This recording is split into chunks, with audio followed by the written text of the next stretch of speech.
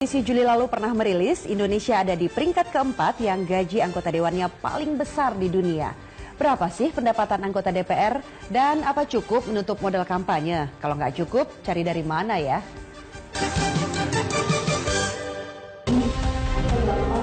Pemilu 2014 yang menganut sistem proporsional terbuka dengan dasar suara terbanyak memaksa caleg bersaing tak hanya dengan calon dari partai lain tapi juga caleg dari kandang sendiri. Partai pun berupaya meraup semua segmen pemilih dengan beragam cara. Ongkos nyalek pun makin besar. Kalau mengacu pada pemilu sebelumnya, dari hasil penelitian beberapa pihak itu, ada yang menghabiskan dana 5 miliar ke atas, itu sekitar 25% gitu. Lalu kemudian yang 5 miliar sampai 1 miliar itu sekitar 50%-an. Lalu 1 miliar ke bawah itu sekitar 25%. Pemilu 2014 makin mahal karena persaingan makin keras. Menjadi calon legislatif seperti kontestasi popularitas. Bahwa kemudian ada yang mengatakan, oh kami tidak membeli suara, nggak ada money politics kok. Kami beli sembako misalnya. Kami beli sarung, kami nyumbang gereja, nyumbang masjid, nyumbang yayasan, nyumbang sekolah dan lain sebagainya.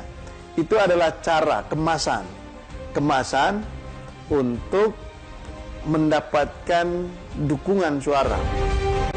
Sebagian besar, misalkan dia dari incumbent, pasti dana kampanyenya itu diambil dari aktivitas dia sekarang, dan bisa saja itu diambil dari sumber-sumber misalkan terkait dengan anggaran negara, gitu. Bisa jadi dari bansos, karena kita lihat di setiap tingkatan, kalau di DPR pusat saya kira sudah ada ya alokasi itu yang diletakkan di departemen. Temuan Pramono Anung dalam disertasinya yang menyoal motivasi legislator menyebutkan pembiayaan kampanye mutlak menjadi sumber daya utama untuk merebut simpati konstituen. Lalu, dari mana dananya?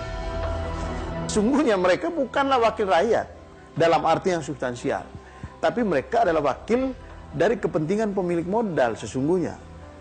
Nah, bahayanya kemudian ketika nanti mereka terpilih, mereka lebih mewakili kepentingan pemilik modal ketimbang